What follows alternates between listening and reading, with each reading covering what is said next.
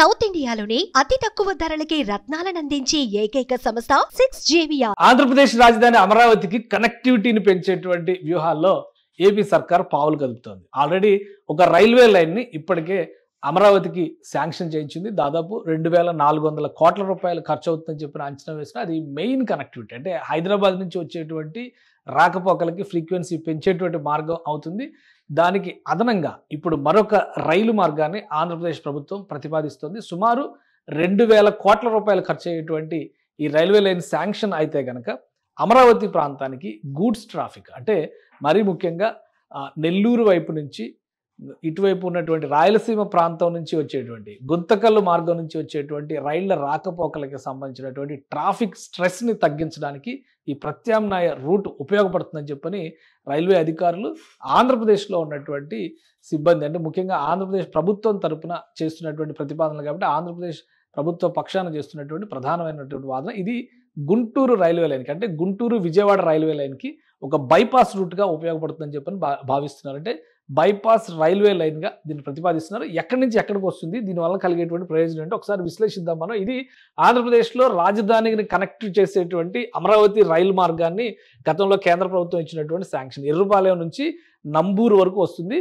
ఇప్పుడు మనం చెబుతున్నటువంటి ప్రధానమైనటువంటి రైలు మార్గం ఇది గుంటూరు మీదుగా విజయవాడ వెళ్ళేటువంటి మార్గం. అంటే ఈ బ్లాక్ కలర్లో కనిపిస్తున్నటువంటి ఈ మార్గం గుంటూరు మీదుగా విజయవాడ, ఇలా విశాఖపట్నం, కోల్కతా అటు రూట్ కనెక్టివిటీ, మెయిన్ కనెక్టివిటీ అనమాట అది. అయితే కొత్తగా ఏర్పడబోయేటువంటి రూట్ మ్యాప్ ఇది. ఈ మార్గాన్ని డెవలప్ చేస్తున్నారు. ఇది అమరావతికి ఇలా వడ్డాణం లాగా తిరిగి మరీ వస్తుంది, వచ్చి ఈ మార్గానికి కనెక్ట్ అవుతుంది. సో ఇటు నుంచి వచ్చేటువంటి వాహనాలు, ఇటు నుంచి వచ్చేటువంటి రైళ్లు, అలానే దిగువ నుంచి గుంటకల్ వైపు నుంచి, నెల్లూరు వైపు నుంచి, తిరుపతి నుంచి వచ్చేటువంటి వాహనాలు అన్నీ కూడా ఈ మార్గమే ప్రధానమైనటువంటి మార్గం అవుతుంది. వీటితో పాటు గూడ్స్, అంటే ఫ్రైట్ రిలేటెడ్ ట్రాఫిక్ కూడా ఈ మార్గంలో నుంచి వెళ్ళాలి. సో దీన్ని బైపాస్ చేసేందుకు ఒక కొత్త ప్రతిపాదనని ఆంధ్రప్రదేశ్ ప్రభుత్వం చేస్తుంది. ఆ కొత్త ప్రతిపాదన ఏంటనేది ఒకసారి మనం విశ్లేషిద్దాం. గతంలో మనం ఈ మ్యాప్ చూస్తే ఇంకా క్లియర్గా అర్థమైంది. ఇది అంటే outer ring road, inner ring road, railway road మొత్తం కనెక్టివిటీని అన్నింటినీ కూడా డిసైడ్ చేస్తూ చేసినటువంటి మ్యాప్ ఇది. ఆంధ్రప్రదేశ్లో CRDA రిలీజ్ చేసినటువంటి మ్యాప్ ఇది. కొత్తగా డెవలప్ చేస్తున్నటువంటి రైల్వే రూట్, ఇప్పుడు ఆల్రెడీ ఎగ్జిస్టెడ్ రైల్వే రూట్ ఇది. సో ఇప్పుడు ఈ రెండింటిని కలిపేటువంటి వ్యూహంతో మంగళగిరి నుంచి, ఇక్కడ మంగళగిరి ప్రాంతం ఉంది, ఇక్కడ ఈ ప్రాంతం నుంచి మంగళగిరి నుంచి పేరేచెర్ల వరకు ఒక కొత్త బైపాస్ రూట్ని డెవలప్ చేయాలని చెప్పని ఆంధ్రప్రదేశ్ ప్రభుత్వం ఆశిస్తోంది. ఈ బైపాస్ రూట్ డెవలప్ చేయడం వల్ల ట్రాఫిక్ రిలేటెడ్ స్ట్రెస్ చాలా వరకు తగ్గుతుంది. రెండవ అంశం ఏంటంటే గూడ్స్ రైళ్ల రాకపోకలన్నిటినీ కూడా ఇటువైపు మళ్లించడానికి మార్గం ఏర్పడుతుంది. ప్లస్ అమరావతిలో కార్గో రిలేటెడ్ హ్యాండిలింగ్ హబ్ని ఏర్పాటు చేయాలనేటువంటి ఆలోచన కేంద్ర రైల్వే శాఖ ప్రతిపాదించింది. ఇక్కడ అమరావతికి సంబంధించినటువంటి రైల్వే స్టేషన్, పెద్ద రైల్వే స్టేషన్ ఏర్పడడంతో పాటు దాదాపు 1500 ఎకరాల భూముల్ని కేటాయించాలని చెప్పని ఆంధ్రప్రదేశ్ ప్రభుత్వం డిసైడ్ చేసింది. ఆ భూముల కేటాయింపుకు తగినట్టుగా భారీ రైల్వే స్టేషను, వాహనాల రాకపోకలకు సంబంధించినటువంటి వ్యవస్థలు, వాటితో పాటు కార్గో కోచ్ హ్యాండిలింగ్కి సంబంధించినటువంటి ఫెసిలిటీస్ అన్ని కూడా ఇక్కడ ఏర్పాటు చేయాలని ఏపీ ప్రభుత్వం భావిస్తుంది.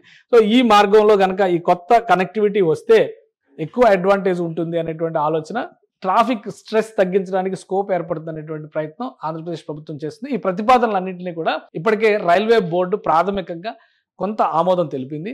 So full fledged detailed project report, అంటే DPR సబ్మిట్ చేయాల్సినటువంటి అవసరం ఉంది. ఈ ప్రాజెక్టుకు సుమారుగా 2000 కోట్ల రూపాయలు ఖర్చు అవుతుంది అనేటువంటి అంచనా ఆంధ్రప్రదేశ్ ప్రభుత్వం వేస్తుంది.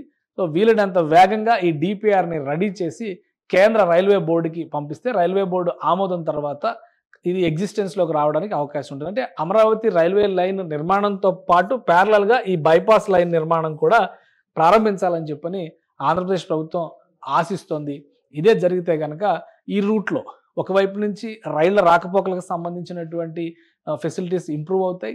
ఆల్రెడీ రహదారి మార్గాలకు సంబంధించి పెద్ద ఎత్తున ప్రత్యామ్నాయ రహదారులు, inner ring road, outer ring road, express వేలు కూడా పెడుతున్నారు. Bypass, Vijayawada west bypass, east bypass లాంటి కాంబినేషన్స్ కూడా వస్తున్నాయి. కాబట్టి ఫ్యూచర్లో కనీసం ఒక 50 ఏళ్లకు సరిపడినటువంటి రవాణా వ్యవస్థని అమరావతి చుట్టుపక్కల ఏర్పాటు చేసినట్టు అవుతుందని ఆంధ్రప్రదేశ్ ప్రభుత్వం భావిస్తుంది. సో ఈ ప్రతిపాదనలు అతి త్వరలోనే కేంద్రానికి పంపించబోతున్నారు ఏపీ అధికారులు. సుమన్ టీవీలో మీ పర్సనల్ అండ్ బిజినెస్ ప్రమోషన్స్ కోసం కింది నెంబర్కి కాంటాక్ట్ చేయండి.